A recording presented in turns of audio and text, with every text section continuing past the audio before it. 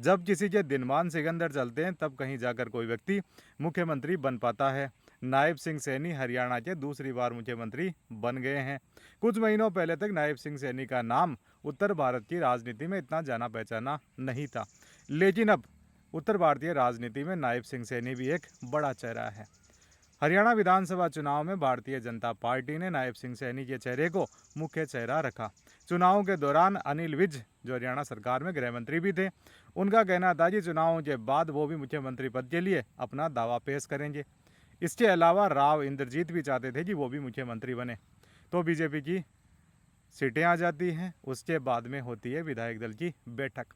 और विधायक दल की बैठक के अंदर ये जब लगने लगा था कि कुछ विरोध हो सकता है, तो खुद अमित शाह आते हैं और आकर यहाँ पर डिक्लेयर कर जाते हैं कि नायब सिंह सैनी ही हरियाणा के मुख्यमंत्री बनेंगे। और उस दौरान उन्होंने अनिल विज को तो नायब सिंह सैनी का प्रस्तावक बना दिया और राव इंद्रजीत को नायब सिंह सैनी के साथ राजभवन भेज दिया। तो पीछे से किसी प्रकार का कोई भी विरोध होने के चांसेज भी नहीं थे और एक राय होकर नायब सिंह सैनी को हरियाणा का मुख्यमंत्री विधायक दल के द्वारा चुन लिया गया। आज नायब सिंह सैनी ने शपथ भी ले ली। अब थोड़ी हरियाणा के पूर्व मुख्यमंत्रियों पर भी नज़र डाल लेते हैं। आज़ादी के बाद भाषाई आंदोलन परवान चढ़ चुका था और हर किसी भाषा के द्वारा ये मांग की जा रही थी कि उनकी भाषा के आधार पर राज्य बनाया जाए। तो 1966 के अंदर भी जो पंजाब इलाका था, वहाँ से पंजाब और हरियाणा को अलग कर दिया गया और भाषाई आधार पर पंजाब एक नया राज्य बन गया और वहाँ से जो हिंदी भाषी प्रदेश बनाया गया उसे हरियाणा कह दिया गया। हरियाणा जब बना 1966 में, तो सबसे पहले यहाँ पर भगवत दयाल शर्मा को मुख्यमंत्री बनाया गया। उसके बाद में राव बीरेंद्र सिंह मुख्यमंत्री बनते हैं। उसके बाद वहाँ पे राष्ट्रपति शासन लग जाता है। फिर नंबर आता है हरियाणा राजनीति के बड़े चेहरे बंसी लाल का। यह बंसी लाल वही है जिन्होंने इंदिरा गांधी को 12 जून 1975 के इलाहाबाद हाईकोर्ट फैसले के बाद में इस्तीफा देने से रोक दिया था। बंसी लाल इंदिरा गांधी की किचन कैबिनेट के मुख्य सदस्य थे और जब इलाहाबाद हाईकोर्ट का फैसला आया तो इंदिरा गांधी इस्तीफा देना चाहती थी। तो बंसी लाल ने कहा कि जनता आपके साथ में है और जब जनता का विश्वास आपके साथ में है तो आपको इस्तीफा नहीं देना चाहिए। और ये बसें भर भर कर जनता आमजन को इंदिरा गांधी के आवास पे ले जाया करते थे और दिखाया करते थे कि जनता का कितना समर्थन और प्यार इंदिरा गांधी के प्रति है। तो इंदिरा गांधी ने 25 जून 1975 को इमरजेंसी देश में लगा दी। उसके बाद में जो राज्य चला करता था उसमें बंसीलाल का भी नाम मुख्य आया करता था। बंसीलाल की राजनीति मुख्यतः ग्रामीण इलाकों से संबंधित थी और बंसीलाल का जो तरीका था राजनीति करने का वो भी ठेठ हरियाणवी था।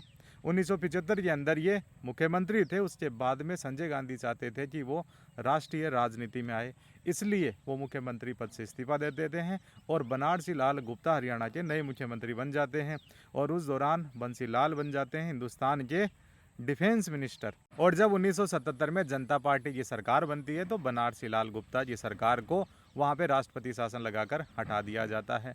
उसके बाद शुरू होता है दौर चौधरी देवीलाल का। वो मुख्यमंत्री बनते हैं, 79 तक वो मुख्यमंत्री रहते हैं।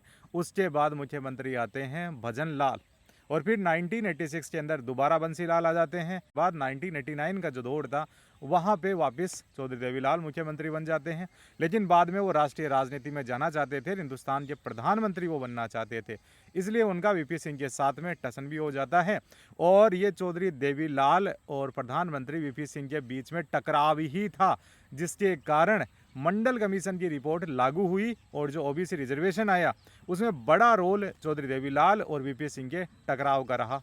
फिर 1990 में ओम प्रकाश चौटाला का दौर शुरू होता है। ओम प्रकाश चौटाला ठेठ हरियाणवी राजनीति किया करते थे और आज भी ओम प्रकाश चौटाला का परिवार हरियाणा की राजनीति में मुख्य धारा में इन विधानसभा चुनावों से पहले था। अब तो इन विधानसभा चुनावों के अंदर जितनी भी स्थानीय पार्टियां थी उनका सफाया बीजेपी और कांग्रेस दोनों ने मिलकर कर दिया।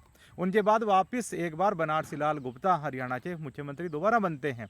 फिर 1991 में एक बार राष्ट्रपति शासन और हरियाणा में लग जाता है। उसके बाद जो चुनाव होते हैं उनके अंदर भजन लाल जीत कर आते हैं। 1996 तक वो मुख्यमंत्री रहते हैं। फिर एक बार दोबारा बंसी लाल का टाइम आता है, वो मुख्यमंत्री बनते हैं 1999 तक।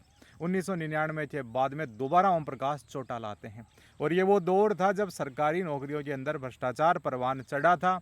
वहाँ पर पर्ची और खर्ची सरकार का जो नैरेटिव चलाया गया इस बार भी चुनाव में, वो उस दौर की ही बातें थी।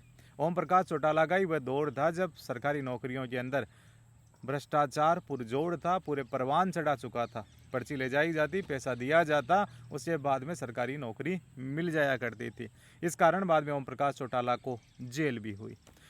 बाद के अंदर भूपेंद्र सिंह हुड्डा 2005 के अंदर मुख्यमंत्री बनते हैं। उनका कार्यकाल 2014 तक रहता है और 2014 के बाद में हरियाणा की राजनीति के अंदर भारतीय जनता पार्टी मुख्य धारा के अंदर आ जाती है। मनोहर लाल खट्टर उनको मुख्यमंत्री बनाया और वो लगातार 9 साल तक मुख्यमंत्री रहे। उसके बाद 2024 के चुनावों से पहले मनोहर लाल खट्टर से इस्तीफा ले लिया गया और उन्हें लोकसभा का चुनाव लड़ाया गया और अब नायब सिंह सैनी हरियाणा के दूसरी बार मुख्यमंत्री हैं।